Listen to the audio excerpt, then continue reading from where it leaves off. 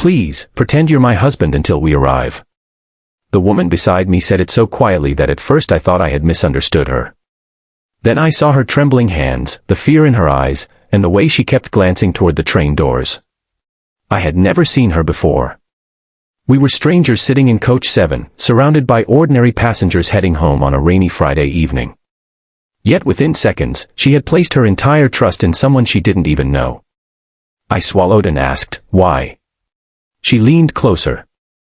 "Because if they find me alone, I'm not going to make it home." That was the moment my journey stopped being an ordinary train ride. Before we begin, if you enjoy emotional and inspiring stories like this, make sure to support the channel by liking this video, subscribing, and sharing your thoughts in the comments. Your support helps us bring more powerful stories of kindness, hope, and humanity. I was 38, recently divorced, and traveling to a small town where my elderly father lived. I wasn't looking for adventure. I wanted a quiet weekend, a warm meal, and perhaps a conversation with the one person who still knew how to make silence feel comfortable. The woman beside me looked around 30. She wore a simple blue coat, white scarf, and carried a small brown suitcase. Nothing about her suggested danger. But her eyes told another story. "What's your name?" I whispered. "Emma." "Emma, who are you afraid of?" She looked toward the aisle. 3 men. I followed her gaze and immediately noticed them. They were standing near the next carriage, pretending to talk, but every few seconds one of them looked in our direction. Emma's fingers tightened around her suitcase. "They've been following me since the station." "Police." She shook her head. I tried. "What happened?" "They know people at the station." I didn't understand, but before I could ask more, the train suddenly slowed.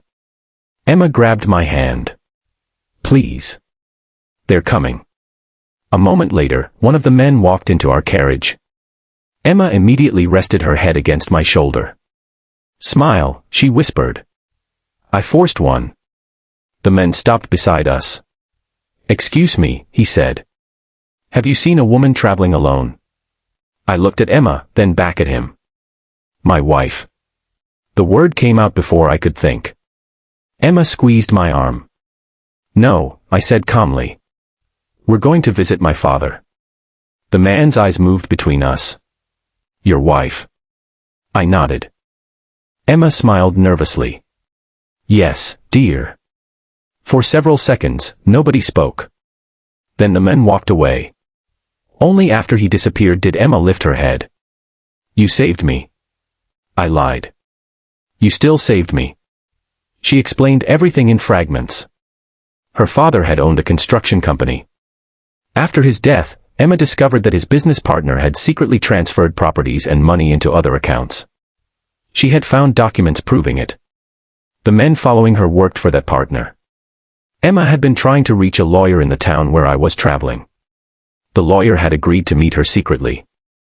"But why didn't you just stay at the station?" "They were waiting there." "Why trust me?" She looked down. I didn't. I took a chance.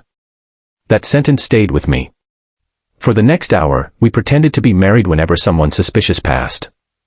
We argued playfully about where to eat, laughed at imaginary memories, and once even pretended to disagree about my father's dog. Strangely, the fake conversations began feeling real. Then the train lights flickered. Emma suddenly went silent. "What?" She pointed toward the window. One of the men was standing in the corridor again. This time he wasn't alone. My heart began pounding. The train entered a tunnel, and the carriage went dark.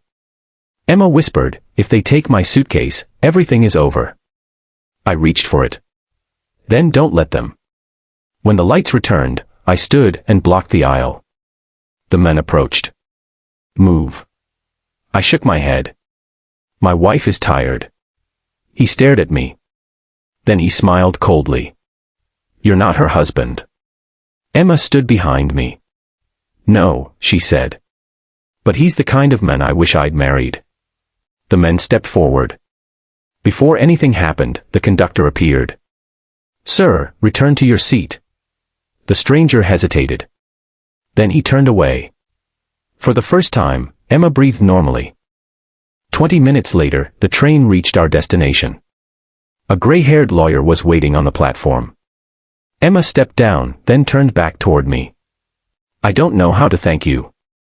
"You don't have to." She smiled.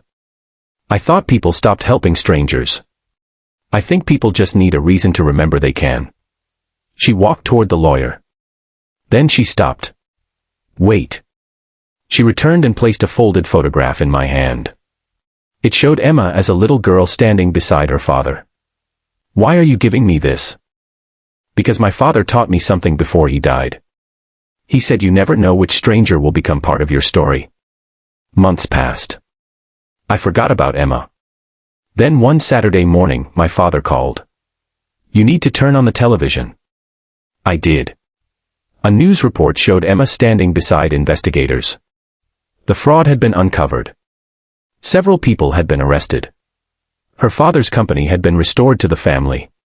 Then Emma looked into the camera. There was one person who helped me when he had no reason to. She didn't say my name.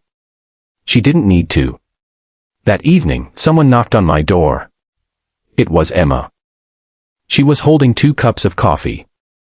I thought husbands were supposed to visit their wives. I laughed. I thought our marriage was over when the train stopped. She smiled. Maybe some journeys don't end at the final station. Years later, whenever someone asked how we met, Emma always told them the truth. "We met because I was terrified." And I would add, "And she asked a stranger to pretend." Because sometimes the most important people in our lives don't arrive with introductions, promises, or plans. Sometimes they simply sit beside us when we're afraid. Sometimes kindness begins with a lie meant to protect someone. And sometimes, if we're brave enough to open our hearts, a temporary act of courage can become the beginning of something permanent. If this story touched your heart, share your thoughts or a similar experience in the comments. And if you believe kindness still has the power to change lives, like this video and subscribe for more stories of hope, courage, compassion, and humanity.